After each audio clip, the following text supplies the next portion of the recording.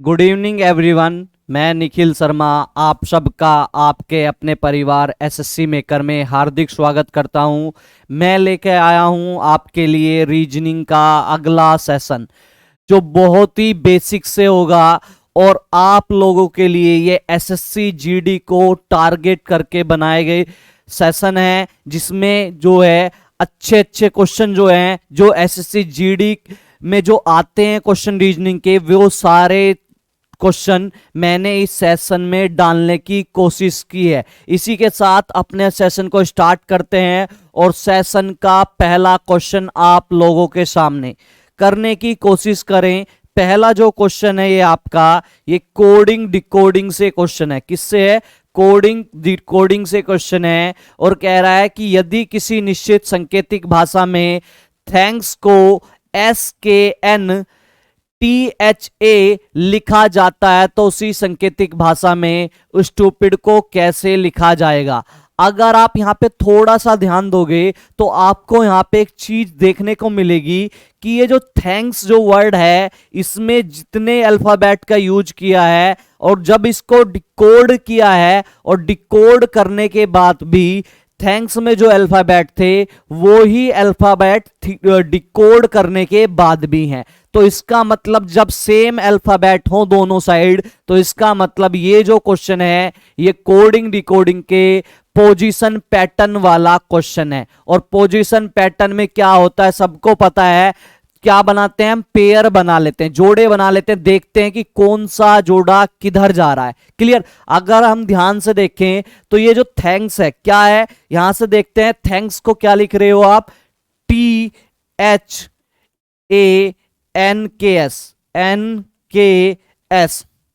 Thanks को लिख रहे हो आप SKN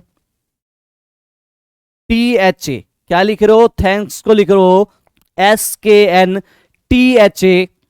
तो यहां से देखो, आप देखो तीन वर्ड जो हैं, देखो ये क्या NKS इसको उल्टा करके लिखा और पहले लिखा है इसको उल्टा किया है। NKS था, इसको SKN लिख दिया। इसका मतलब क्या है? तीन वर्ड यहां पे पकड़े हैं। तो आप क्या काम करोगे? पहले वाले 3 वर्ड का एक पेयर बनाओगे। ये है नंबर 1 और ये है नंबर 3 वर्ड का आपने पेयर बना लिए। ये है नंबर 2। पहले पे 1 डाल लिया, दूसरे पे 2 डाल लिया और अब यहां से चेक करो क्या है। ये जो है SKN जो था ये आपका दूसरे नंबर का था। क्या था? दूसरे नंबर पे था, दूसरा इसकी कोड डाला था। लेकिन यहां पे ये NKS था। उधर जाने के बाद ये क्या हुआ? उधर जाने के बाद ये उल्टा हो गया। तो उल्टे के लिए ये वाला सिंबल लगा लो। ठीक है?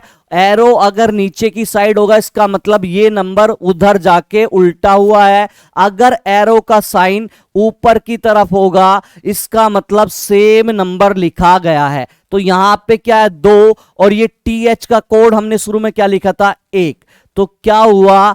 पहले इसकी कोडिंग में हमें यह पता चला कि दूसरा वाला कोड पहले है और उसे उल्टा करके लिखा गया और पहले वाला कोड सबसे लास्ट में कर दिया और पहले वाले कोड को एज इट इज रखा गया, उससे उल्टा नहीं किया गया। तो सेम पैटर्न जो है आप स्टूपिड में यूज कर लोगे। STUPID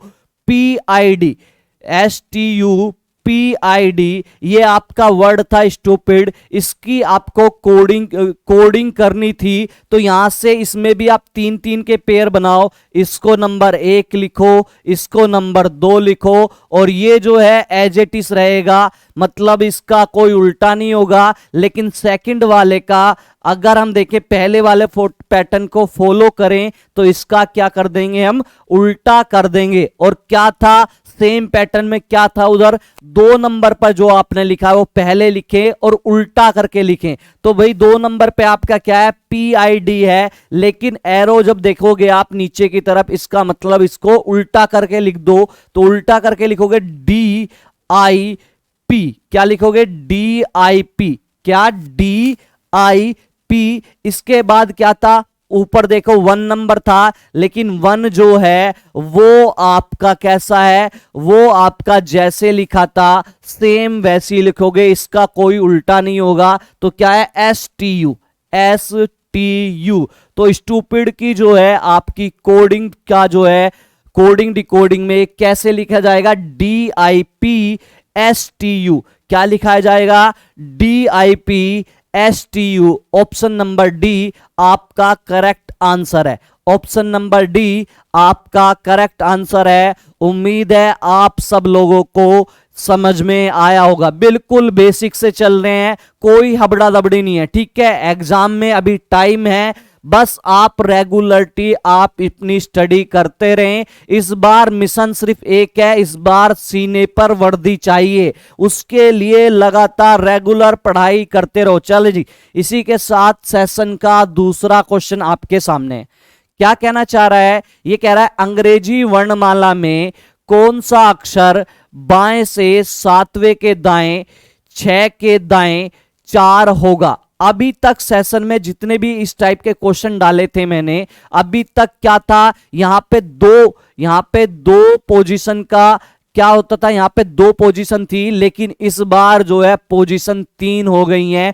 तो कोई दिक्कत नहीं है, पोजीशन 2 हो, 3 हो, 4 हो, कुछ दिक्कत नहीं है। तो क्वेश्चन बनाने की कोशिश करते हैं। पहला क्या है, बाएं से सातवां। तो कहने का मतलब क्या है, लेफ्ट से कौन सा है, लेफ्ट से आपका सातवां। चलो जी, फिर इसने क्या कहा है, दाएं से छठा। दाएं से मतलब राइट से 6 नंबर है, राइट से 6। उसके बाद क्या कह रहा है, उसके बाद फिर कहा राइट से चौथा नंबर, राइट से 4, राइट से 4। क्लियर, जो क्वेश्चन में दिया था सेम लिखा। इसके बाद क्या है, आपको एक पैटर्न पता है, इस वाले केस में क्या होता है, जब भी 2 अपोजिट केस होंगे तो ऐड होंगे, अगर सेम केस होंगे तो माइनस होगा।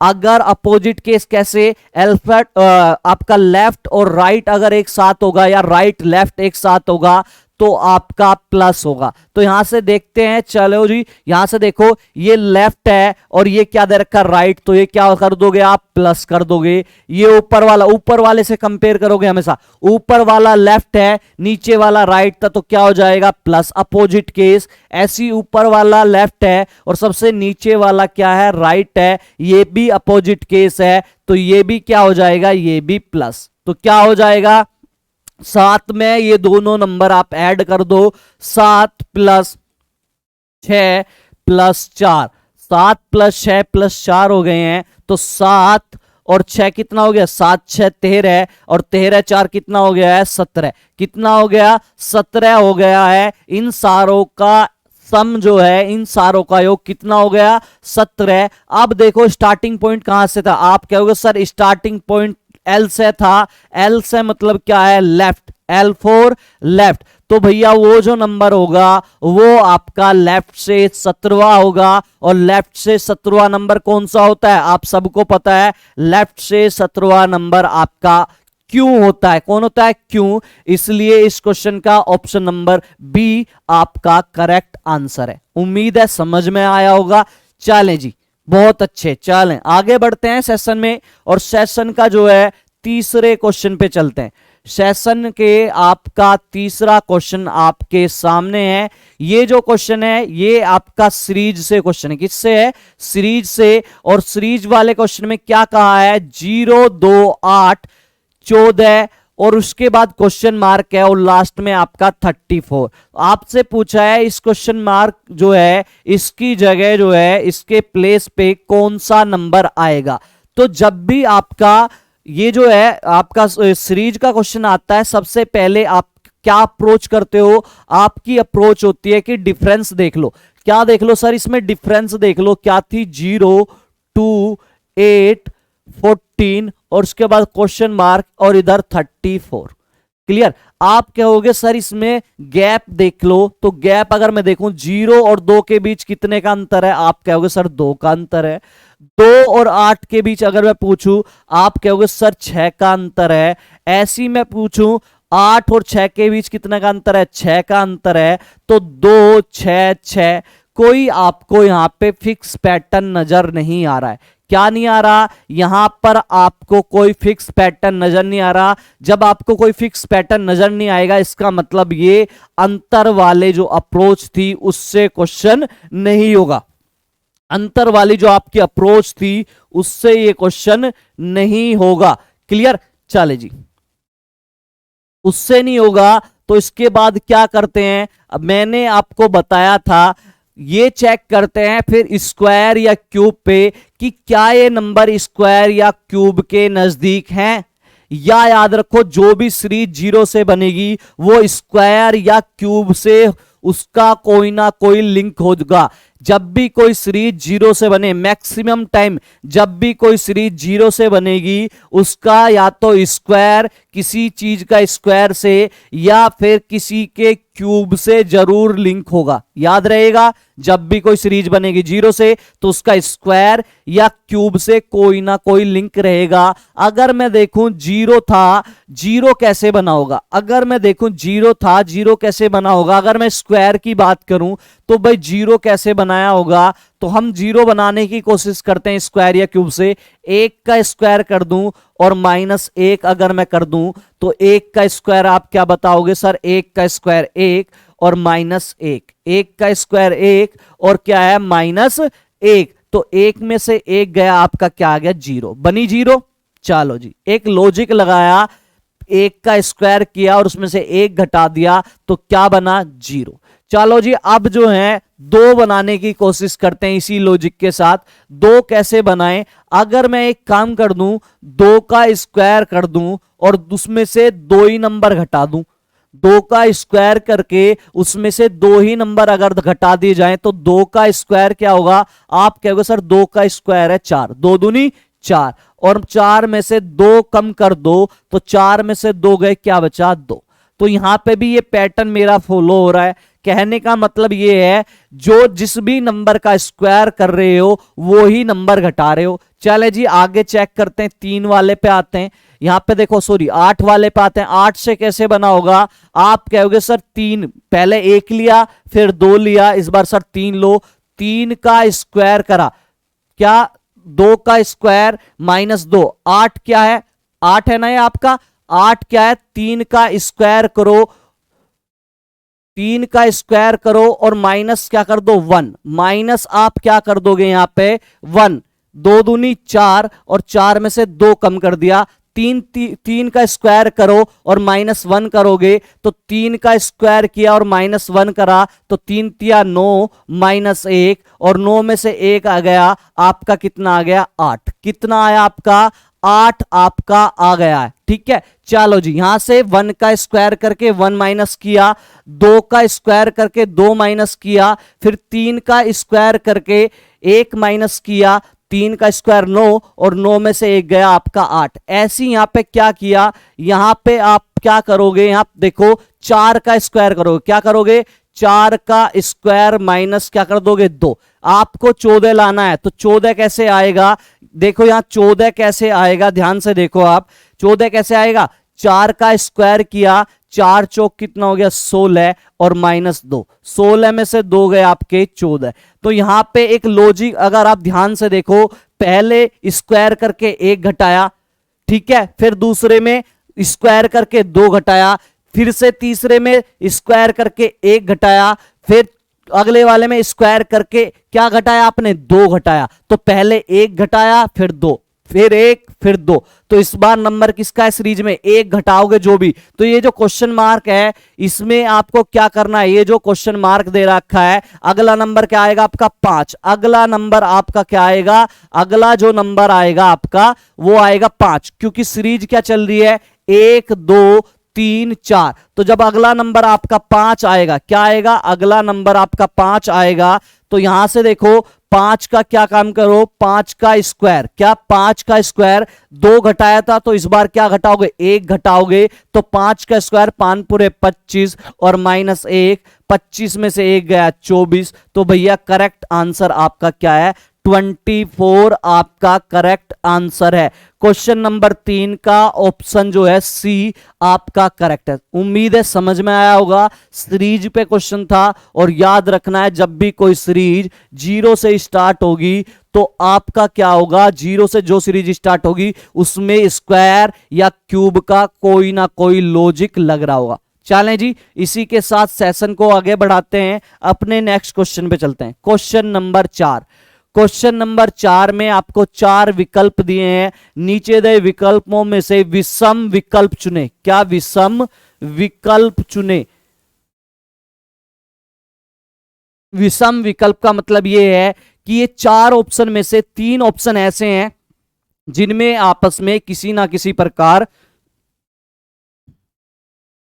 कोई संबंध है, जिनमें आपस में किसी ना किसी प्रकार कोई संबंध है, जबकि चौथा जो ऑप्शन होगा, इनमें से कोई भी चौथा जो ऑप्शन है वो बाकी के 3 से बिल्कुल अलग है। तो आपके पास ऑप्शन जो है पहला है 8 7 6 3 2 1, ऐसे ही इस प्रकार 4 ऑप्शन है। जब भी इतनी बड़ी नंबर अगर आपको दिखे तो आपकी पहली अप्रोच क्या होनी चाहिए? आपकी पहली अप्रोच होनी चाहिए कि ये जो नंबर दिए हैं इनके सारे अंकों का योग निकाल लो। क्या निकाल लो? अंकों का योग निकाल लो। तो अगर हम अंकों के योग की बात करें, अगर मैं अंकों के योग की बात करूं, विकल्प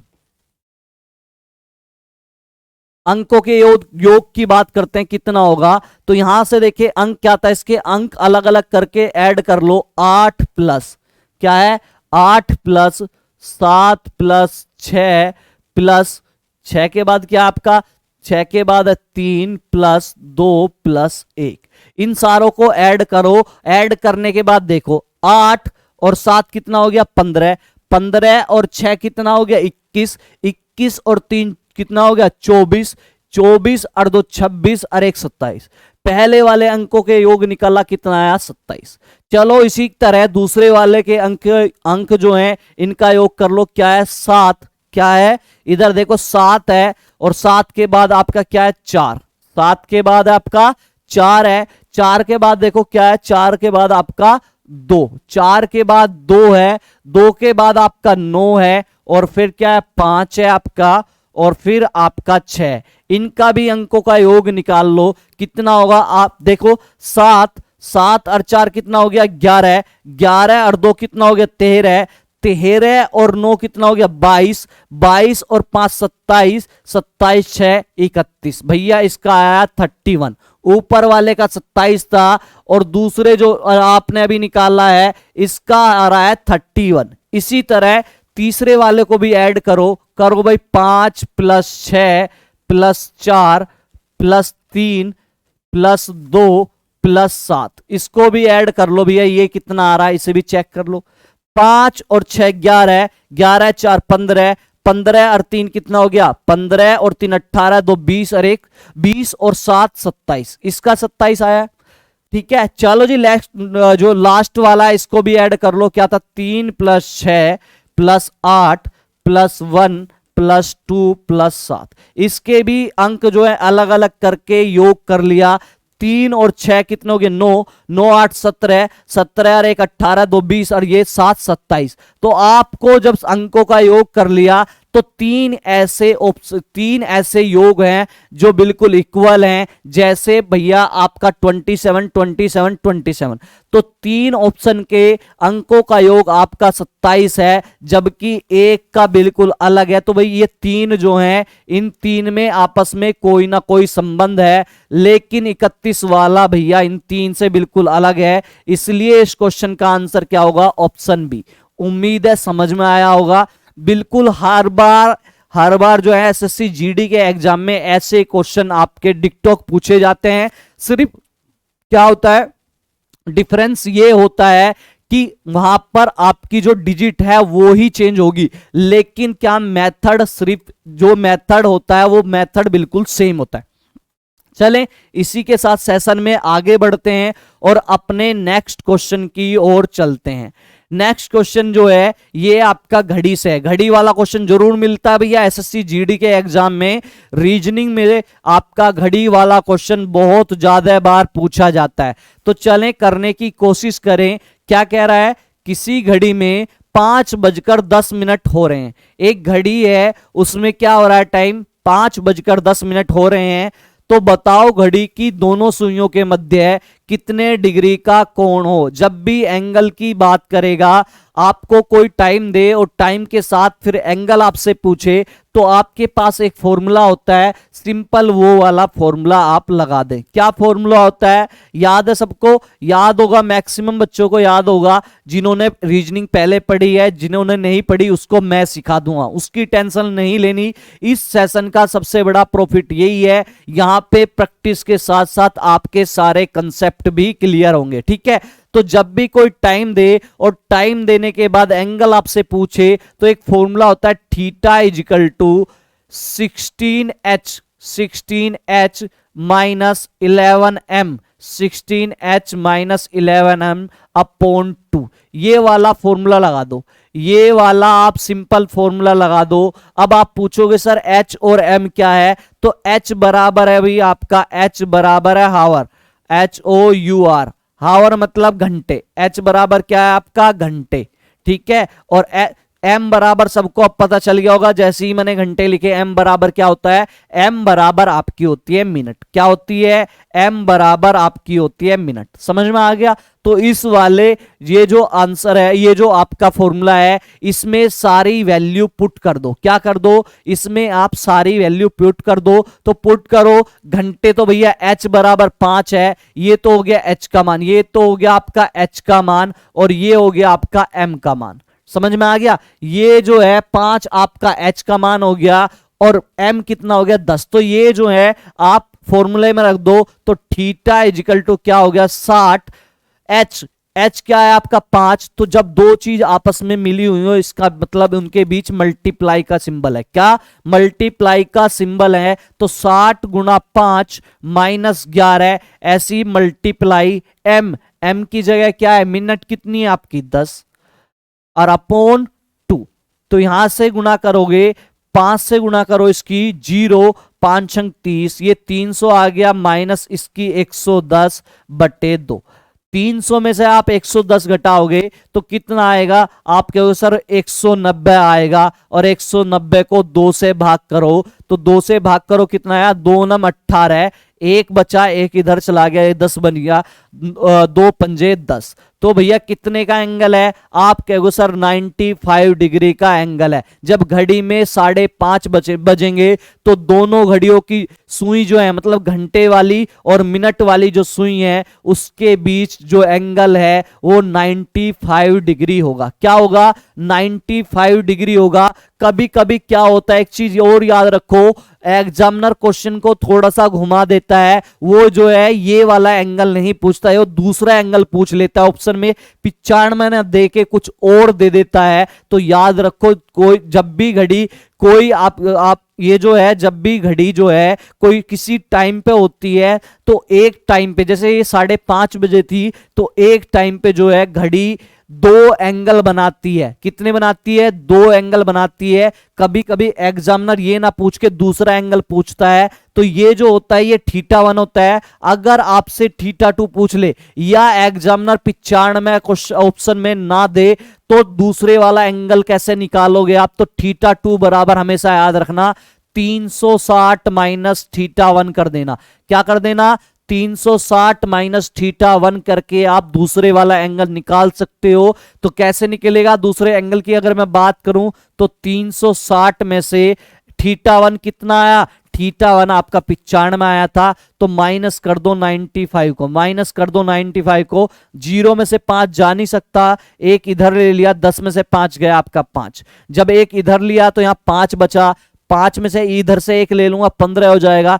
15 में से 9 गए, कितने बचे, 6, ठीक है? 15 में से 9 गए, 6 बचे, एक जब इधर लिया तो दूसरा क्या होगा, 265 डिग्री। कभी कभी एग्जामिनर पहले वाला कोण ना देके इसमें 265 भी पूछ सकता था, तो 265 आप ऐसे निकालते। समझ में आ गया, आप कर लोगे, उम्मीद है बिल्कुल अच्छे से समझ में आया होगा। चलें जी, इसी के साथ सेशन को आगे बढ़ाते हैं, और सेशन का क्वेश्चन नंबर आप अगला देखो। इस क्वेश्चन में थोड़ी सी टाइपिंग में गड़बड़ है, तो इसे बाद में करते हैं, नेक्स्ट सेशन में कर लेंगे इसे सही करा के टाइपिंग में, ठीक है? नेक्स्ट क्वेश्चन देखते हैं, क्वेश्चन नंबर 7 आप लोगों के सामने है। ये आपके पास 4 ऑप्शन है, विषम विकल्प को आपको चुनना है, किस में से विषम कौन होगा। इस टाइप का क्वेश्चन भी हमेशा आपके एसएससी जीडी हो, एसएससी सीजीएल हो, एसएससी सीएचएसएल हो, या कोई सा भी एग्जाम हो, इस टाइप का क्वेश्चन भी आपको देखने को मिलता है। क्या कह रहा है, 4 ऑप्शन है, 4 ऑप्शन में से 3 ऑप्शन किसी ना किसी प्रकार वही होगा, संबंध होगा, चौथा ऐसा ऑप्शन बताओ जो 3 से बिल्कुल अलग हो। तो क्या ऑप्शन है, मक्खन, दही, दूध, पनीर। एक तो मक्खन है, एक दही है, एक दूध है और एक पनीर है। तो सबसे अलग ऑप्शन क्या होगा, तो सबसे अलग, अगर हम ध्यान से देखें, सबसे अलग ऑप्शन आपका होगा दूध। अब आप पूछोगे सर दूध क्यों होगा, बेटा दूध इसलिए होगा, अगर ध्यान से देखो, मक्खन, दही और पनीर, मक्खन, दही और पनीर जो है, ये मक्खन है और ये दही जो है और पनीर जो है, ये किससे बनते हैं भैया, ये जो है एक सिंगल, ये जो है मक्खन हो गया और दही होगी और आपकी पनीर जो होगी है, ये दूध से बनने वाले उत्पाद हैं। जबकि दूध, ये जो है दूध, ये तो दूध से बनते हैं और मेन चीज जो है दूध है। तो भैया ये 3 तो संबंध रखते हैं ना, मक्खन, दूध, दही और पनीर का संबंध क्या है कि ये कॉमन चीज से बनते हैं, और वो कॉमन चीज क्या है, दूध। तो ये दूध का तो पार्ट है, और जबकि दूध ही तो मेन चीज है, तो भैया ये तीनों का आपस में संबंध है, जबकि दूध इनसे अलग है।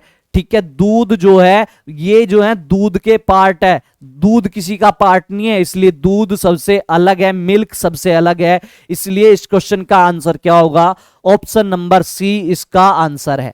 चले जी नेक्स्ट क्वेश्चन पे चलते हैं। सेशन को बड़ी जबरदस्त तरीके से करते हैं और कोई भी क्वेश्चन नहीं छूटना चाहिए। इस बार एसएससी ये जो है आपका जीडी का एग्जाम जो हो रहा है, इसमें कोई क्वेश्चन नहीं छोड़ के आना। मैं आपको पूरा विश्वास दिलाता हूं, रीजनिंग का अगर आप मेरे साथ जुड़े रहोगे तो रीजनिंग का एक भी क्वेश्चन नहीं छोड़ के आओगे। एडवांस लेवल की रीजनिंग हम करेंगे, लेकिन स्टेप बाय स्टेप करेंगे। ऐसे नहीं कि एकदम ही हाई लेवल पे पहुंच जाओगे, ऐसा कुछ नहीं, बिल्कुल स्टेप बाय स्टेप चलेंगे। ठीक है, चले जी, पासे वाला क्वेश्चन है। पासे वाले क्वेश्चन में 2 कंडीशन दी है और 2 कंडीशन देने के बाद ये पूछ रहा है 4 के विपरीत क्या होगा, 4 का अपोजिट क्या होगा। तो जब भी पासे वाला क्वेश्चन आप देखो तो आपको माइंड में एक चीज क्रिएट होनी चाहिए कि पासे वाले क्वेश्चन में ये चेक करते हैं कि दोनों कंडीशन में जो पासे की 2 स्थिति, जो सिचुएशन जो दी हुई है, उनमें क्या कोई नंबर कॉमन है। तो अगर हम देखें, देखो उसमें पहले वाले जो पासा है उसमें आपका है 5 3 4, और दूसरी वाले जो पासे की सिचुएशन है उसमें क्या है 4 2 6। तो हमें यहां पर एक जो है, एक आपका जो है कॉमन नंबर नजर आ रहा है कि क्या नंबर है, 4 4, दोनों में 4 4 है। अब इस 4 नंबर को लेने के बाद इसे या तो क्लॉकवाइज घुमा दो या एंटी क्लॉकवाइज घुमा दो। क्लियर, अगर मैं इसे क्लॉकवाइज घुमाऊं तो सबसे पहले क्या है, सबसे पहले मैंने लिया 4, क्या लिया 4। अब इस वाली कंडीशन में देखो, 4 के बाद क्लॉकवाइज घुमाऊंगा तो 4 के बाद क्लॉकवाइज घुमाने के बाद क्या नंबर आएगा, आप कहोगे सर 4 के बाद जो है 3 आएगा। क्या आएगा, 4 के बाद आपका 3 आएगा, तो 3 लिख लिया। इसके बाद चेक करते हैं, फिर क्लॉकवाइज घुमाओ, यहां से क्लॉकवाइज घुमा दिया है। 3 के बाद क्लॉकवाइज घुमाने के बाद क्या लिखूंगा मैं, सर आप कहोगे सर 5 लिखोगे। क्या लिखोगे, 5। इसके बाद सेम दूसरे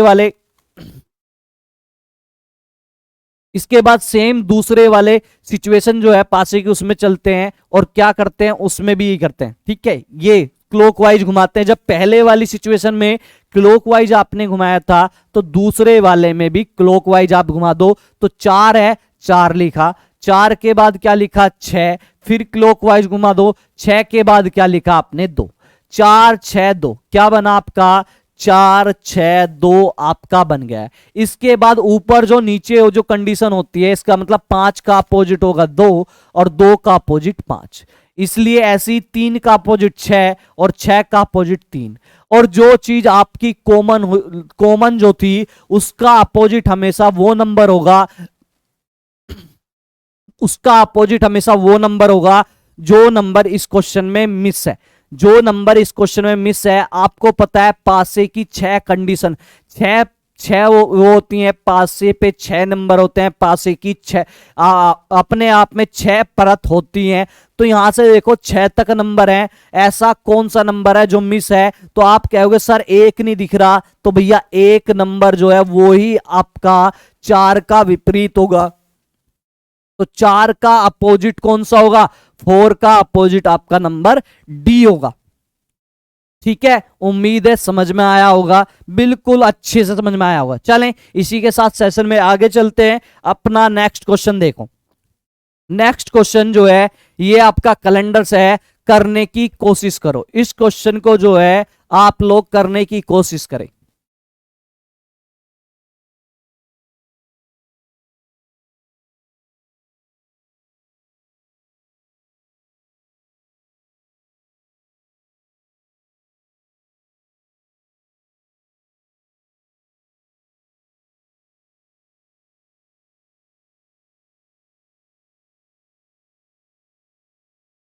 हाँ जी, करें, इस क्वेश्चन को करें।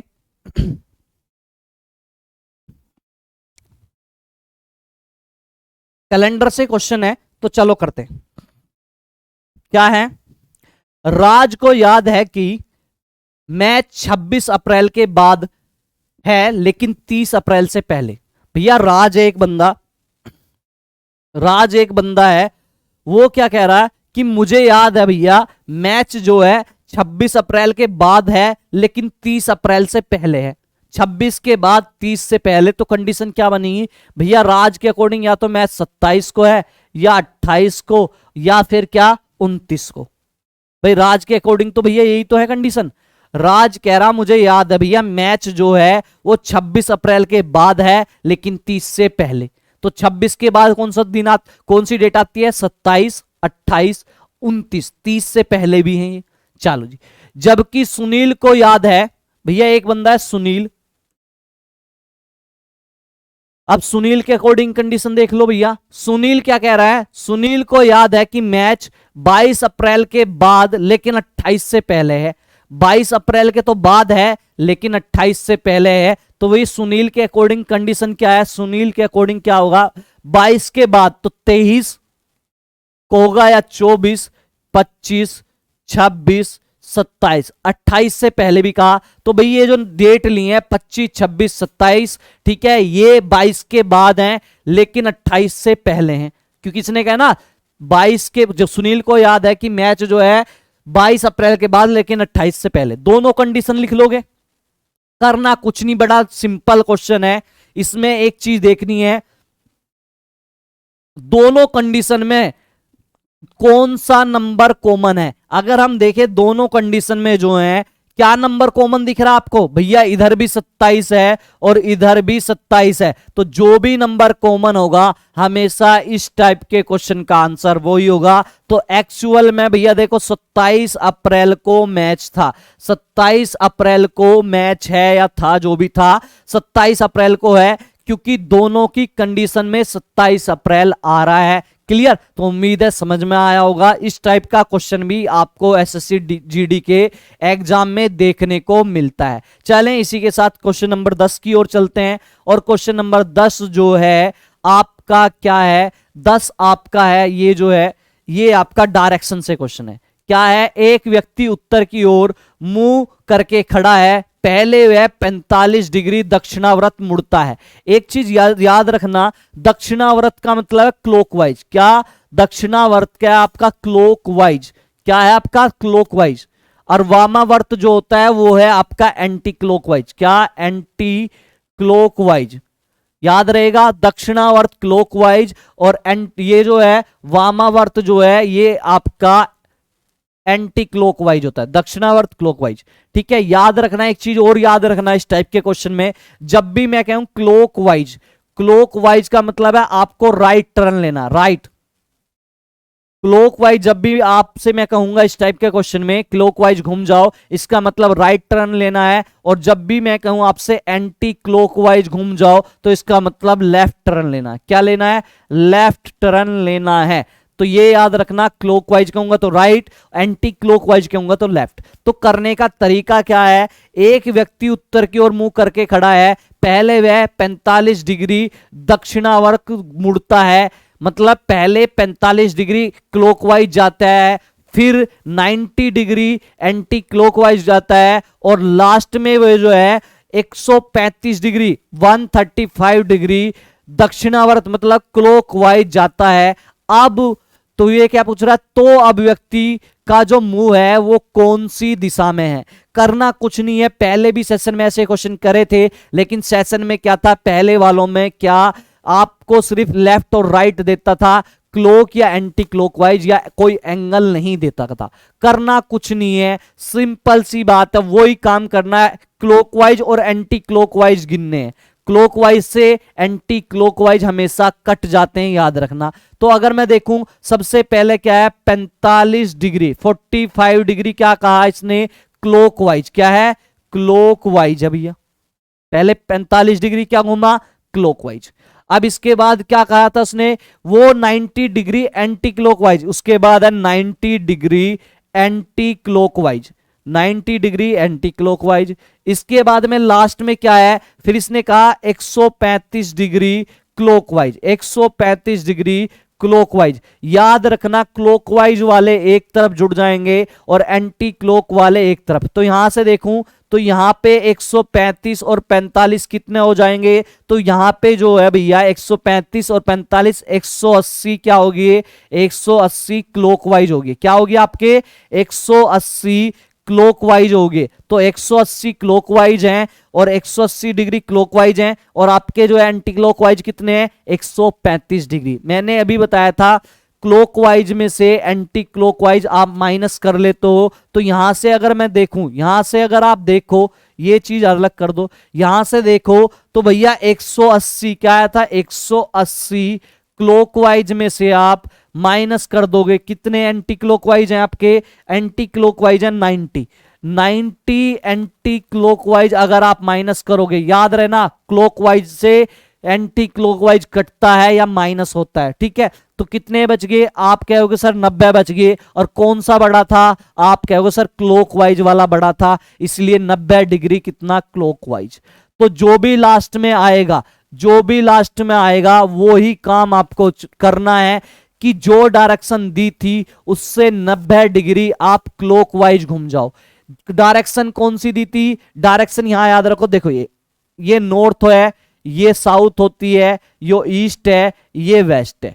हमेशा याद रखो क्लॉकवाइज मैंने क्या कहा, राइट राइट, क्लॉकवाइज में राइट चलोगे तो भैया 90 डिग्री क्लॉकवाइज का है, तो 90 डिग्री राइट घूम जाओगे। कैसे घूमोगे, 90 डिग्री राइट घूमोगे। और राइट या लेफ्ट घूमने के लिए मैंने बताया था हमेशा लेफ्ट हैंड का यूज करोगे, और लेफ्ट हैंड में याद रखना हथेली की साइड आपका राइट होगा और नाखूनों की साइड आपका क्या होगा, लेफ्ट होगा। हथेली की साइड राइट, नाखूनों की साइड लेफ्ट, और हाथ का यूज ऐसे करेंगे। इसने कहा था शुरू में जो डायरेक्शन दी थी, कौन सी डायरेक्शन थी, व्यक्ति उत्तर की ओर मुंह करके खड़ा था, तो भैया उत्तर की ओर मुंह लेफ्ट हैंड पे ऐसी तो होगा, ये वाली डायरेक्शन याद रखना, उत्तर की ओर मुंह ऐसे होगा, और 90 डिग्री याद रखना। यहां पे इस यहां से यहां तक जो एंगल होते हैं ये वाले, ये आपके 90 डिग्री होते हैं।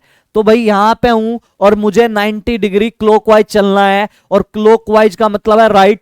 तो यहां से जब मैं राइट लूंगा, तो आपको अभी बताया राइट किधर साइड लोगे, आप कहोगे सर हथेली की साइड राइट और नाखूनों की साइड लेफ्ट। तो राइट लेना है तो कैसे लूंगा, ऐसे लूंगा ना, हथेली की साइड ऐसे जाऊंगा। तो ऐसे जाने पे मैं यहां आ गया, और यहां पे ये वाला अगला वाला पोर्शन डायरेक्शन बताता है। तो ये वाली स्थिति किस ओर जा रही है, ये वाली स्थिति इधर जा रही है ना आपकी, ये वाली स्थिति आपकी इधर जा रही है। इधर का मतलब कहां जा रही है, ये ई पे जा रही है, ई का मतलब ईस्ट की ओर जा रही है, पूरब पर जा रही है। तो करंट टाइम में जो व्यक्ति होगा वो आपका किस दिशा में होगा, वो आपका पूरब में होगा। ऑप्शन नंबर सी आपका करेक्ट आंसर है। उम्मीद है समझ में आया होगा, ऑप्शन नंबर सी आपका करेक्ट है। चले जी, ये डायरेक्शन पे क्वेश्चन था।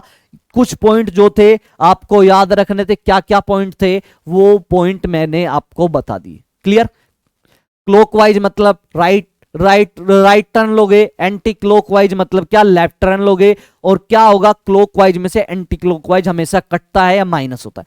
चले जी, आपके सामने जो है फिगर है आपके सामने, और इस फिगर में आपको ट्राइंगल काउंट करके बताना है। तो बताइए भैया कितने ट्राइंगल होंगे जब भी फिगर इस तरह की हो और ऐसे कर रखा हो, ट्राइंगल को ऐसे काट रखा हो, तो कुछ नहीं करना, आपको सिर्फ नंबरिंग करनी है। आपको सिर्फ क्या करनी है, इसमें नंबरिंग करनी है। तो नंबरिंग कर दो भैया।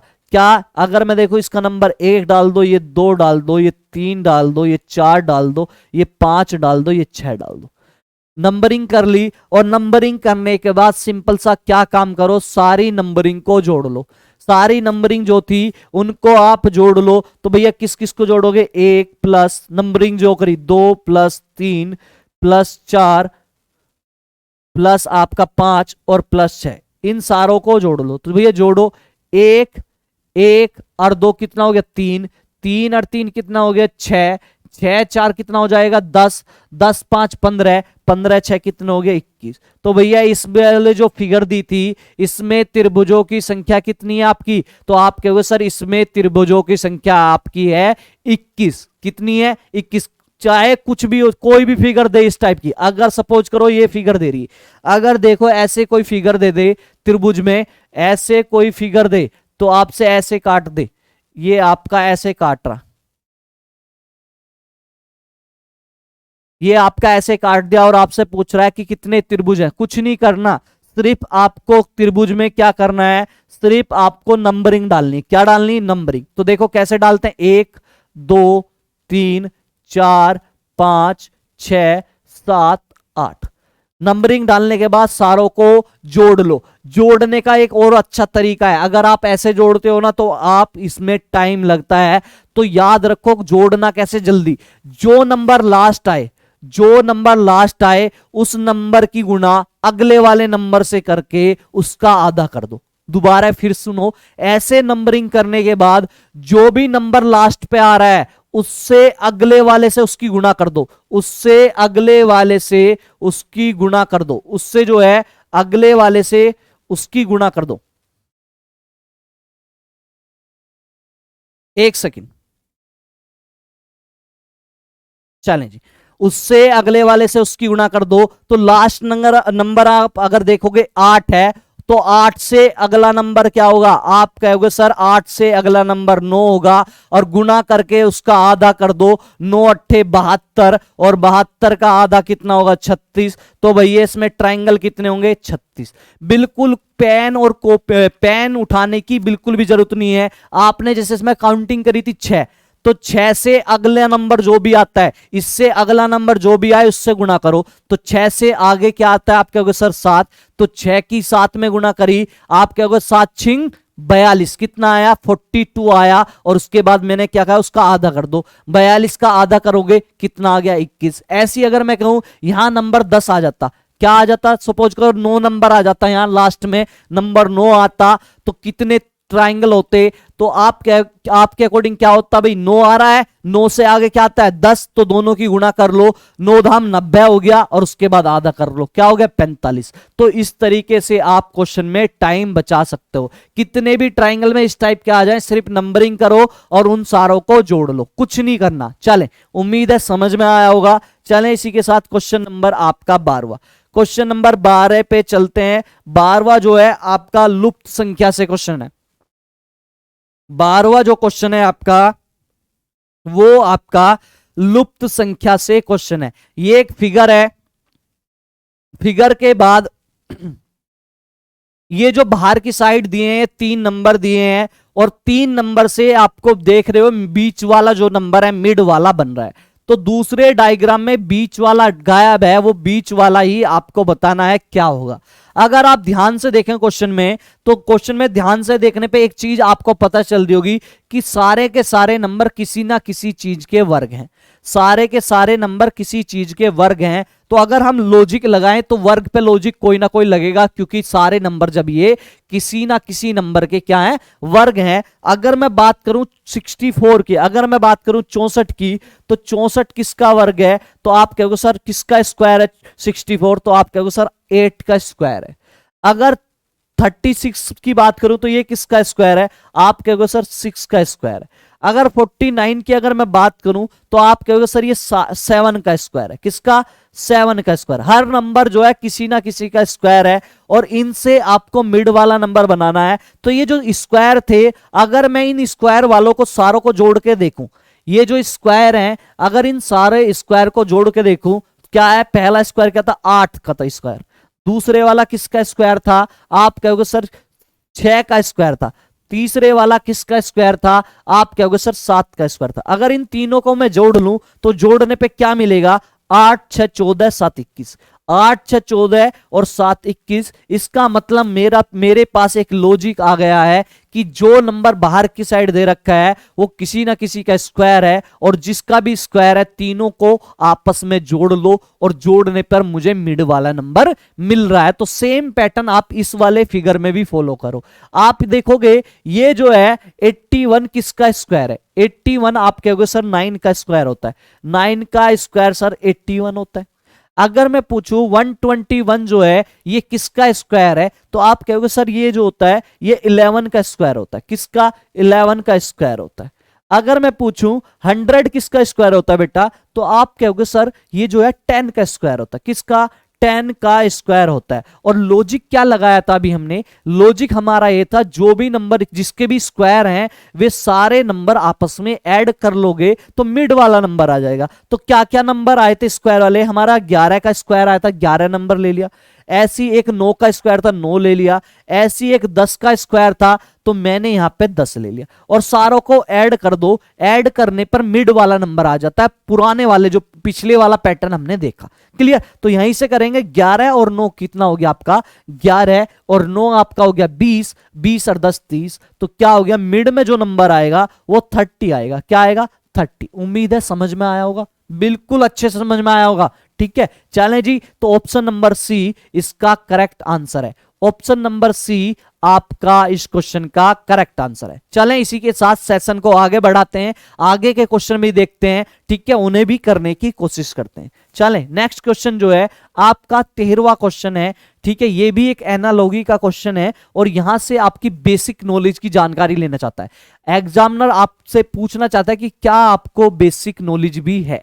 चलें यहां से देखिए, प्रार्थना का जिस प्रकार संबंध मंदिर से है तो बाकी जो ऑप्शन है ऐसा ऑप्शन कौन सा होगा? जिस प्रकार प्रार्थना का संबंध मंदिर से था ऐसी ही उन दोनों जो आपके वर्ड दिए हैं उनका भी आपस में संबंध हो। भाई प्रार्थना से मंदिर का क्या संबंध है? प्रार्थना से मंदिर का संबंध आप कहोगे सर प्रार्थना कहां की जाती है? प्रार्थना प्रे कहां की जाती है? आप कहोगे सर मंदिर में। प्रे करने का, प्रार्थना करने का स्थान क्या है? मंदिर। ऐसी मैं पूछूं पादरी गिरजाघर, क्या ऊपर वाले के अकॉर्डिंग लिंक लग रहा है आपको? भाई वहां पे एक स्थान दिया था कि प्रार्थना, एक वर्ड दिया, वो वर्ड दिया आपका प्रार्थना, तो प्रार्थना का स्थान क्या होता है? मंदिर। पादरी का स्थान, ये कुछ समझ में नहीं आया। मंदिर, प्रार्थना, मंदिर, यहां पे कुछ समझ नहीं आया। चिकित्सा अस्पताल, क्या है? चिकित्सक अस्पताल। अगर आप उसके अकॉर्डिंग लॉजिक लगाओ तो ये भी लॉजिक आपका नहीं लगता। शिक्षक विद्यालय, ये भी नहीं लग रहा। आप अगर बात करो, देखो यहां पे प्रार्थना एक अगर आप देखो तो ये एक अपने आप में वर्ब है। वर्ब क्या है? क्रिया है। और यहां पे पादरी आप देख रहे होगे संज्ञा है, चिकित्सक संज्ञा है, शिक्षक यहां पे भी संज्ञा है। तो भैया लॉजिक तो लगता ही नहीं। वो वहां पे क्रिया थी और यहां पे सारे क्या है? या से ये सारे संज्ञा हैं। क्या है? संज्ञा है। मतलब कि वो वहां पर वर्ब थी और यहां पे ये सारे नाउन है। अगर मैं बात करूं पढ़ाई विद्यालय, तो यहां पे भी पढ़ाई जो है ये आपकी क्रिया है। क्या है? क्रिया है, मतलब वर्ब है। तो पढ़ाई करने का स्थान, पढ़ाई का स्थान कहां होता है? विद्यालय। तो बिल्कुल इसी की तरह, बिल्कुल ऊपर वाले ऑप्शन की जो दे रखा था उसी की तरह इसका भी संबंध है। जिस प्रकार प्रार्थना मंदिर में की जाती है ठीक उसी प्रकार भैया आपकी पढ़ाई कहां की जाती है, स्टडी कहां होती है, स्टडी आपकी स्कूल में होती है। उम्मीद है समझ में आया होगा ये वाला भी। तो ऑप्शन नंबर डी आपका करेक्ट आंसर है। ऑप्शन नंबर डी आपका करेक्ट आंसर है। इसी के साथ सेशन में आगे की तरफ चलते हैं। ऑर्डर रैंकिंग से क्वेश्चन है और ये question very very most important है, बड़ा ट्रेंडिंग में रहता है, वेरी इंपोर्टेंट क्वेश्चन है। ये क्वेश्चन बड़ा ट्रेंडिंग में रहता है, चाहे एसएससी का कोई सा भी एग्जाम हो, यूपी पुलिस का भी क्यों ना हो। इस क्वेश्चन की अपने आप में एक बहुत बड़ी इंपोर्टेंट है, ये वाला क्वेश्चन बहुत बड़ा इंपोर्टेंस है इस वाले क्वेश्चन का। और क्वेश्चन जो है कुछ ही सेकंड में हो जाता है, लेकिन जिस बच्चे ने ये क्वेश्चन कभी नहीं किया वो इस क्वेश्चन में घूम जाता है, वो इस क्वेश्चन में घूम जाता है। करना कुछ नहीं है, करना कुछ नहीं है। देखिए कैसे करते हैं, क्वेश्चन बहुत इजी है। लड़कों की एक पंक्ति में कमल का स्थान बाएं छोर से 31वां है, कमल का स्थान बाएं छोर से 31वां है तथा करण का दाएं से 29वां है, करण का दाएं से 29वां है। आपको लिखना कुछ नहीं है, आपको सिंपल लेफ्ट और राइट लिखना है। क्या लिखना है, आपको एक जगह लेफ्ट लिखना है और एक जगह राइट लिखना। सबसे पहला काम करेंगे, एक जगह लेफ्ट लिख लेंगे, एक जगह राइट लिख लेंगे। अब बात करते हैं, क्वेश्चन पे चलते हैं। क्वेश्चन में क्या कह रहा है, लड़कों की एक पंक्ति में करण का कमल, कमल का स्थान लेफ्ट से 31वां है। भैया कमल है, क्या है, कमल जो है, कमल का स्थान लेफ्ट से कहीं ना बाएं से, तो लेफ्ट से कौन से नंबर पे है, 31 पे है। क्या है, 31 लिख लिया, लेफ्ट राइट लिखा और जो दे रखा वो लिखा। इसके बाद कहा तथा करण का स्थान दाएं ओर से 29वां है, करण राइट से 29 नंबर पे है, तो भैया करण है, करण का जो प्लेस है वो 29 है राइट साइड से, कितना 29। बहुत अच्छी बात है जी। चलो क्वेश्चन में जो दिया था वो लिखा। इसके बाद देखो क्या करा, अपने स्थानों को परस्पर बदलने के बाद भैया इन्होंने अपने जो स्थान है इंटरचेंज किए, क्या किए, इंटरचेंज कर दिए। तो इसने पूछ रहा है अपने स्थान परस्पर बदलने के बाद कमल का स्थान बाएं छोर से, कमल जो है लेफ्ट साइड से कौन सा हो गया, 43 हो गया। कमल का स्थान बाएं छोर से 43वां हो गया। भैया कमल जो है बाएं छोर से कितना हो गया, बाएं छोर से 43 हो गया। क्या हो गया, बाएं छोर से 43वां हो गया है। कितना हो गया है, बाएं छोर से, भाई लेफ्ट से कमल कितना हो गया इंटरचेंज के बाद, 43 हो गया। अब आपसे पंक्ति में टोटल लड़के पूछे हैं तो बहुत इजी है, हमेशा याद रखो यहां पे क्या, एक आपका जो है ये वाला ऐसा ऐसा तिरछा वाला बनेगा, ऐसा क्रॉस वाला कुछ ना कुछ बनेगा, या तो इधर से बनेगा या ये इधर से बनेगा, हमेशा तिरछा बनाओगे। तो ये जो तिरछा बनाओगे ये 2 नंबर लोगे, कहने का मतलब लेफ्ट कितना है 43, राइट कितना है 29। लेफ्ट कितना मानोगे, जो लेफ्ट की साइड है, राइट की साइड जो है वो आपको लेना है ऐसा तिरछा ही है। ऐसे लिखने के बाद तिरछा लेना है। तो आपसे क्या पूछा है, आपसे ये जो पूछना चाह रहा है टोटल पूछ रहा है। आपको पता है टोटल व्यक्ति पंक्ति में अगर पूछे तो क्या होता है, आप कहोगे सर लेफ्ट प्लस राइट -1। क्या होता है, लेफ्ट प्लस राइट -1। अगर टोटल व्यक्ति पूछे तो क्या फॉर्मूला, लेफ्ट प्लस राइट -1। तो कंडीशन रख दो, लेफ्ट से कितना था, लेफ्ट से है भैया 43, अभी जो इधर क्रॉस करके बनाया हमने। राइट से कितना है, क्रॉस करने के बाद ऐसे राइट से कितना है 29 और -1 कर दो, इजिकल टू कितना हो गया, आप -1 करोगे तो 29 में से एक गया, कितना बचा 28, 43, 43 प्लस 28 बचा। तो यहां से देखो कितना हो गया, 8 और 3 कितना हो गया, 11 का 1 का हंसी लगा 1, 4 2 6 और 1 7। भैया टोटल जो बंदे थे, टोटल उसमें बंदे 71 थे। कितने थे, 71 बंदे थे। तो इसका आंसर बी होगा, इसका आंसर बी होगा। और एक चीज और याद रखो, इस टाइप के क्वेश्चन में एग्जामिनर 3 टाइप के क्वेश्चन पूछना चाहता है। 3 टाइप के क्वेश्चन पूछेगा। एक तो ये पूछेगा, दूसरा क्वेश्चन जो पूछेगा एग्जामिनर, दूसरे वाला क्वेश्चन ये पूछने की कोशिश करेगा, वो पूछेगा आपसे, क्या पूछेगा, वो पूछेगा आपसे जो ये जो है करण की राइट साइड से कंडीशन कितनी है, करण राइट साइड से, नई स्थिति में करण राइट साइड से कितना है। सेकंड क्या पूछ सकता है, जो एग्जामिनर पूछता है सेकंड वाला, इसी से क्वेश्चन बना रहा हूं, इसी से क्वेश्चन बना रहा हूं। ये पूछेगा करण जो है राइट साइड से, नई ये जो है राइट साइड से कौन से नंबर पे होगा। नई स्थिति में करण जो है दाएं से कितना होगा ये पूछेगा आपसे। आप मुझे एक बात बताओ, या आपसे जब ये पूछे तो सेम यही काम करना है, टोटल आपको निकालना है, उसके बाद ही आप बताओगे कि करण की नई दाईं ओर से स्थिति क्या होगी। आप मुझे एक बात बताओ, शुरू में इसने कहा था कमल लेफ्ट से 31 है, करण राइट से कितना है, करण राइट से कितना है, करण राइट से 29 था, कमल 31 था, करण 29 था, और बाद में इनकी पोजीशन इंटरचेंज कर दी। जब इनकी पोजीशन इंटरचेंज करी होगी तो बेटा याद कर लो, कमल इधर, कमल की पोजीशन ये हुई होगी, और क्या इधर देखो करण की पोजीशन ये हुई होगी और कमल की ये हुई होगी। तो कहने का मतलब करण अगर जो इंटरचेंज के बाद अगर मैं देखूं करण लेफ्ट से कितना हुआ होगा, इसके अकॉर्डिंग करण लेफ्ट से 31 हुआ होगा। तो भैया करण की लेफ्ट से दे रखी कितनी, इंटरचेंज के बाद मुझे पता है करण की लेफ्ट से कितनी है, 31 है, कितनी है 31, समझ में आया इंटरचेंज के बाद। और राइट से पूछ रहा है टोटल, मुझे पता है टोटल, मुझे पता है टोटल बराबर अभी बताया ना लेफ्ट प्लस राइट, तो करण की जो है लेफ्ट प्लस करण की ही राइट, करण की राइट -1 कर दोगे। समझ में आया, उम्मीद है समझ में आया होगा। तो क्या टोटल अभी निकाला मैंने 71 इजिकल टू करण की लेफ्ट से कितनी है, मुझे पता है इंटरचेंज करने के बाद आपकी कितनी, इंटरचेंज जब किया तो जो कमल की कंडीशन थी वो किसकी बन गई, करण की बन गई, और जो कमल की थी वो कमल की थी वो करण की बन गई। कमल करण की पोजीशन पे पहुंच गया और करण जो है कमल की पोजीशन पे पहुंच गया। तो टोटल अभी निकाला था 71 लिखा, करण की लेफ्ट से इंटरचेंज के बाद लिखी, और नई वाली राइट वाली पूछ रहा, तो यही तो निकालनी मुझे।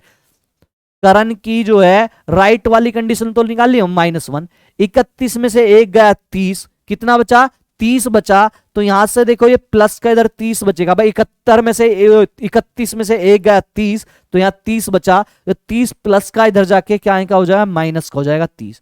तो करण की राइट साइड से स्थिति आपसे जब भी पूछेगा ऐसे क्वेश्चन में तो कितना हो जाएगा, तो 30 इसमें से घटाओगे तो क्या होगे आप सर 41 हो जाएगा। क्या हो जाएगा 41। तो पहले या तो टोटल पूछेगा इस क्वेश्चन में, या करण की स्थिति बदलने के बाद नई स्थिति राइट साइड से वो पूछ सकता है क्वेश्चन में। या तीसरी चीज आपसे क्या पूछ सकता है, तीसरी चीज आपसे पूछ सकता है मिड पर्सन कितने होंगे, मिड पर्सन कितने होंगे आपसे ये पूछ सकता है। तो जब भी मिड पर्सन आपसे पूछे बीच में व्यक्ति कितने बैठे हैं, तो एक साइड में हमेशा दो कंडीशन बनी होंगी, एक साइड में हमेशा दो कंडीशन बनी होंगी। तो यही है ना दो कंडीशन, आपकी 31 और 43, यही तो है एक साइड में दो कंडीशन। तो जब भी मिड पर्सन पूछे तो इन दोनों से माइनस करके, इन दोनों का माइनस करो, इन दोनों का अंतर निकाल कर उसमें से एक घटा दो, तो आपके मिड पर्सन आ जाएंगे। तो देखो 43 में से आपके 31 है, कितने बचे, आप कहोगे सर नोट 3 12 बचे थे, और आपसे मिड पर्सन जब भी पूछे तो 12 जो इसकी मिड आपने अंतर निकाला उसमें से एक घटा दो, तो मिड पर्सन क्या होंगे आपके 11, मिड पर्सन क्या होंगे आपके 11। एक ही क्वेश्चन में मैंने तीनों चीज बता दी, और ये 30 वाले क्वेश्चन से आपसे तीन ही चीज पूछता है, टोटल पूछेगा, या किसी ना किसी की लेफ्ट या राइट से कंडीशन पूछेगा, या तीसरा आपसे मिड पर्सन पूछेगा। तो इस क्वेश्चन से मैंने आपको तीनों चीज बता दी हैं, उम्मीद है समझ में आएगा। Very very most important question है, और करने का तरीका बहुत इजी करके मैंने आपको बता दिया। ये जो क्वेश्चन है ये आपका जो है मैट्रिक्स से क्वेश्चन है, और मैट्रिक्स देखना आपको आना चाहिए, ठीक है, मैट्रिक्स देखना आपको आना चाहिए। अगर आपको मैट्रिक्स देखना आता है तो इस क्वेश्चन को आप चुटकी में कर दोगे। तो चलो करने का तरीका देखते हैं, कैसे मैट्रिक्स को आप लोग चेक कर दो। इसने कहा पी का जो है, पी की कोडिंग जो है 11 है, पी की कोडिंग 11 है। तो 11 कैसे चेक करते हैं, पहला जो नंबर है, एक जो नंबर है, पहले वाला नंबर हमेशा ऐसे, पहले वाला नंबर ऐसे चेक करोगे और दूसरे वाला नंबर ऐसे चेक करोगे। तो पहले वाला नंबर ऐसे चेक करोगे, तो ऐसे चेक करोगे तो 11 कही थी ना इसने, तो ऐसे वाले ऐसे चेक करो, तो 11 में पहला वाला वर्ड ए ये रहा। दूसरा नंबर मैंने बताया ऐसे चेक करोगे, ऐसे चेक करोगे, दूसरा नंबर क्या है 1, तो दूसरा नंबर क्या आया इधर, ऐसे चेक करो 1।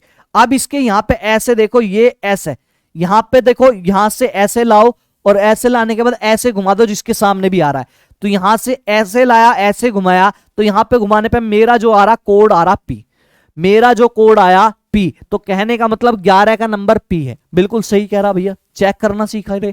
अगर मैं कहूं दूसरा कह रहा पी का पी का जो कोड है वो 23 भी है। तो अगर हम चेक करें 23 कैसे चेक करोगे, पहला वाला नंबर ऐसे चेक करोगे, ऐसे नीचे की तरफ, और दूसरे वाला ऐसे चेक करोगे। तो 23 पे देखो क्या पी बन रहा है, देखो पहले वाला नंबर क्या है 2, तो 2 ऐसे चेक करो, ऐसे चेक करा 2 ये रहा। अब 3 ऐसे चेक करो, 3 ऐसे चेक किया ये, और यहां पे ले आओ इसके सामने, ऐसे लाओ, ऐसे लाके और आप ऐसे लाओगे ना तो आपको दिखेगा वाकई में भैया पी है। क्या है, पी है। तो पी का कोड 2 3। उम्मीद है समझ में आया होगा, मैट्रिक्स चेक करना। आपसे कहा है पी का कोड ये है, के का कोड ये है, तो टेक का कोड क्या होगा, इसका कोड पूछा टेक का। जब भी आपसे ऐसा पूछे, आपकी अप्रोच हमेशा लास्ट वाले वर्ड पे होनी चाहिए। लास्ट वाले वर्ड से आप जो है ऑप्शन चेक करना स्टार्ट करोगे। जैसे टेक की पूछे, किसकी, TAKE, टेक के पूछे कोडिंग क्या होगी, तो हमेशा आप लास्ट वाला नंबर पकड़ो और ऑप्शन में चेक करते चलाओ। ई की कोडिंग देखो, ई की कोडिंग देखो ऑप्शन के अकॉर्डिंग।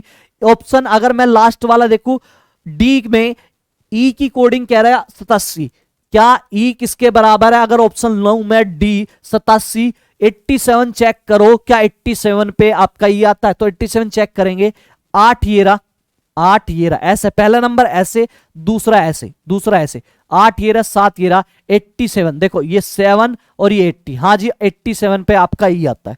तो ये ऑप्शन हो सकता है, ये ऑप्शन हो सकता है। ऐसी आगे की तरफ फिर चेक करो, 99 पे चेक करो क्या ई है, देखो 99 पे क्या ई है भैया, 9 ये रहा, ऐसे चेक किया, और क्या ये वाला ऐसे चेक किया, ये वाला ऐसा, ये 9 ये रहा, 9 ये रहा। अगर इसके सामने ऐसे लाओगे ना, ऐसे ऐसे लाओगे और ऐसे, तो यहां पे आपका क्या होगा, यहां पे आपका जो है ई नजर आएगा, यहां पे आपका क्या आएगा 9 और 9 जो है यहां पे आपका ई नजर आएगा। भैया ये भी हो सकता है अगर मैं चेक करूं। ऐसी फिर चेक करते हैं आप 75 पे, देखो 75 पे क्या ई है, तो भैया 7 ये रहा आपका, 7 ये रहा आपका, और 5 आपका ये रहा ई, भैया ये भी हो सकता है। 56 पे चेक करें, क्या 56 पे ई है, भैया 5 ये रहा, 5 आपने ऐसे चेक किया, और 6 आपने ऐसे चेक किया, 56 पे भी है, भैया चारों में से कोई हो सकते हैं, अभी कोई ऑप्शन नहीं हटाया।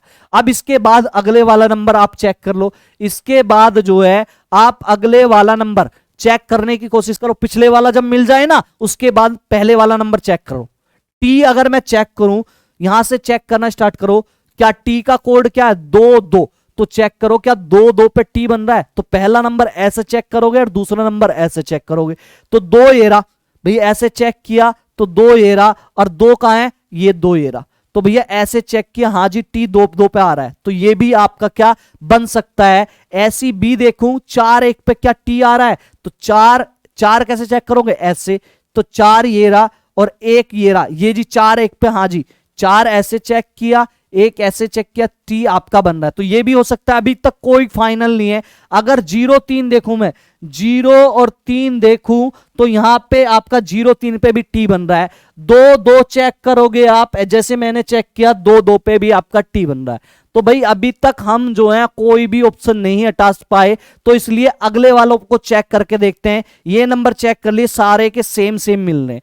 अगर मैं चेक करूं 32 चेक करो, क्या 32 पे आपका जो है ए बनता है, 32 चेक करते हैं, चलो जी 32 हम चेक करते हैं। 32 चेक करने पे क्या नंबर आपका ए बनता है, 3 और 2, पहला नंबर ऐसे चेक करोगे और दूसरा नंबर ऐसे, तो 3 और 2 देखो, 3 ये रहा आपका, 3 ये रहा, ऐसे चेक किया, 2 कहां है, ये 2 ये रहा, तो यहां से लाओ ए, यहां से लाओगे क्या बन रहा है एन, तो यहां पे आप 2 से यहां पे लाओगे तो क्या बन रहा है एन, और यहां 32 पे क्या बनाना था, मैं ए बनाना था, तो ये तो हो ही नहीं सकता, ये तो हो ही नहीं सकता। 32 पे यहां बन रहा है एन और बनाना क्या था ए, तो एक ऑप्शन हमारा हट गया। ठीक है, चलो जी अगला चेक करते हैं। आगे चेक करो 0 0 पे क्या आपका ए बन रहा है, तो मैं अगर चेक करूं पहला नंबर ऐसा और दूसरा ऐसा, 0 ये रहा, ऐसे चेक किया और 0 ये रहा, और यहां से यहां मिलाओगे तो क्या क्या नंबर आ रहा, ए आपका आ रहा है, तो भैया ये हो सकता है। चलें जी आगे ऐसी इस प्रकार चेक करो, 43 वाला अगर चेक करो, क्या 43 पे ए बनता है 43 पे, तो पहला नंबर ऐसे, पहला नंबर ऐसे चेक करोगे, ऐसे चेक करोगे 4 ये रहा, और 3 आपका ऐसे चेक करोगे 3 ये रहा, क्या इस नंबर पे आपका ए बनता है, तो यहां से देखो ये ए, ये आपका ये रहा, ठीक है, तो यहां पे आपको नजर आ रहा होगा ए, हाँ जी बनता है, तो भैया सी ऑप्शन भी हो सकता है अभी तक। चलें ऐसी आगे चेक करें, क्या 13 पे आपका जो है ए बनता है 1, 3 पे चेक करें क्या ए बनता है 1, ये रहा आपका, ऐसे चेक करा, और 3 आपका ये रहा 1, ये रहा, और 3 ऐसे चेक, 1 ऐसे चेक करो, 3 ऐसे चेक करो, 3 ये रहा, और यहां पे आई ये ऐसे बनेगा, तो ये वाला नंबर क्या आपका ए बन रहा है? आप कहोगे नहीं सर ये तो एन बन रहा है, तो ये वाला ऑप्शन भी मेरा नहीं हो सकता। तो 2 ऑप्शन ऐसे खत्म कर लिए मैंने। अब ऑप्शन मेरे ये बचे बी और सी, तो आगे की तरफ चेक करते हैं। 80, 75 ये वाला तो मैंने चेक कर लिया था, डी वाला। अब ऑप्शन 89 और आपको 78 चेक करना है। क्या 89 की कोडिंग जो है, के की कोडिंग आती है 89, तो आपको पता है के की कोडिंग या तो 89 है या 65 है, तो यहां कोडिंग यही चेक कर लो, के की कोडिंग या तो 65 है या 89 है, तो यहां से 89 जो है इसमें आ रही है, 89 तो है, कंफर्म होगी। अब 78 देखो, क्या भैया 78 पे आपका के आता है, तो यहां से देखोगे 7, पहला नंबर ऐसे देखो ये 7, और दूसरा नंबर ऐसे देखोगे 8, कहां है ये 8, तो क्या है यहां से यहां तक आओगे जब आप, तो यहां पे 78 पे क्या पाओगे, 70 जो ये सॉरी 78 ही है, यहां 78 पे 0 बन रहा है, लेकिन कोडिंग तो के की होनी थी, तो ये ऑप्शन भी आपका खत्म हो गया। ऑप्शन नंबर बी आपका करेक्ट आंसर होगा। उम्मीद है आपको मैट्रिक्स की कोडिंग चेक करना आई होगी, बिल्कुल प्यार के साथ समझाया आपको, बिल्कुल इजी तरीके से समझाया। ठीक है, चलें जी, इसी के साथ आगे की तरफ चलते हैं। ठीक है, आप सभी को एक चीज और बतानी थी, और ये था कि हमारा जो है एसएससी जीडी का जो है फौजी बैच जो है चल रहा है, और फौजी बैच जो था उसकी जो फीस थी पहले वो जो थी वो 500 रुपए थी, लेकिन दिवाली ऑफर, क्योंकि आप लोग भी तो हमारी जो है परिवार का पार्ट हो, इसलिए यहाँ पे दीपावली ऑफर दिया गया है आप लोगों को। जो फीस ये जो है फौजी बैच जो है इसकी फीस जो 500 रुपए थी वो घटकर आपको कितनी होगी, वो 250 रुपए हो गई है। और ये ऑफर जो है ये आपका 30 अक्टूबर तक सीमित है, इसलिए आप सबसे अनुरोध है आप जल्दी से जल्दी एसएससी मेकर की ऐप डाउनलोड करें और ये वाला बैच परचेस करें, क्योंकि हमारी बेस्ट टीम आपको ऐप पर पढ़ा रही है। ठीक है, चलें जी, इसी के साथ आपका ये जो है कुछ ऑफर आपके और भी हैं जो एसएससी मेकर आप सबको देता है। ये जो एसएससी सीजीएल का 2020 का जो 22 का जो बैच है, सॉरी 20 कह रहा 22 का जो बैच है, इसकी फीस 999 रुपए थी, जो घटकर दीपावली ऑफर में कितनी होगी, 600 रुपए हो गई है। ठीक उसी प्रकार एसएससी जीडी अभी मैंने आपको बताया 499 से ये आपको जो बैच है वो मात्र 250 रुपए में मिल रहा है। और यहां एसएससी सीएचएसएल की बात करूं तो एसएससी सीएचएसएल की फीस जहां पर 699 रुपए थी, आपको दीपावली ऑफर में ये आपको मात्र 350 रुपए में मिल रहा है। इसी प्रकार जो बच्चे एमटीएस वाले थे उनका बैच का जो पे था वो 600 रुपए था, लेकिन दीपावली ऑफर में घटकर कितना हो गया, 299 रुपए में हो गया। और ये ऑफर जो है ये ऑफर आपके 30 अक्टूबर तक सीमित है, इसलिए आप जल्दी से एसएससी मेकर की ऐप डाउनलोड करें और वहां से हमारे ये बैच जो है परचेस कर लें। उत्तर प्रदेश कांस्टेबल की वैकेंसी हाल फिलहाल में आने वाली है और उसके लिए हमने एक स्पेशल बैच जो है लॉन्च किया है, जिसकी फीस जो थी 799 रुपए थी, जो ऑफर में आपको दीपावली ऑफर में मात्र 399 रुपए में मिल रहा है। जल्दी से जल्दी आप एसएससी मेकर की ऐप डाउनलोड करके वहां से परचेस कर सकते हैं। और रोज डेली रात को 8 बजे अजय सर की क्लास होती है, और एक दिन मैथ चलता है और एक दिन क्या होता है, एक दिन अजय सर जो है रीजनिंग की क्लास लेते हैं। आप सब लोग अजय सर के साथ डेली 8 बजे जुड़ सकते हैं। ठीक है, और यहां पे हमारा क्या है, यहां पे ये हमारा ऐप का लिंक है, आप यहां पे जाके ऐप डाउनलोड कर सकते हो। आप हमसे इंस्टाग्राम के थ्रू, आप हमसे फेसबुक, आप हमसे ट्विटर के थ्रू यहां पे जुड़ सकते हो, ये सबका लिंक है। और एक लिंक बड़ा इंपॉर्टेंट है यहां पे, ये है आपका टेलीग्राम का। इस वाले लिंक को हमको टेलीग्राम पे फॉलो जरूर कर लें, क्योंकि क्या होता है कभी कभी यूट्यूब से क्लास का नोटिफिकेशन नहीं जाता है, तो आप अगर हमसे टेलीग्राम पे जुड़ जाओगे हमारे साथ, तो वहां पे आपको नोटिफिकेशन भी मिलेगा और साथ के साथ आपको हर क्लास की पीडीएफ भी बिल्कुल मिलेगी। आज के लिए सिर्फ इतना ही। जय हिंद, जय भारत।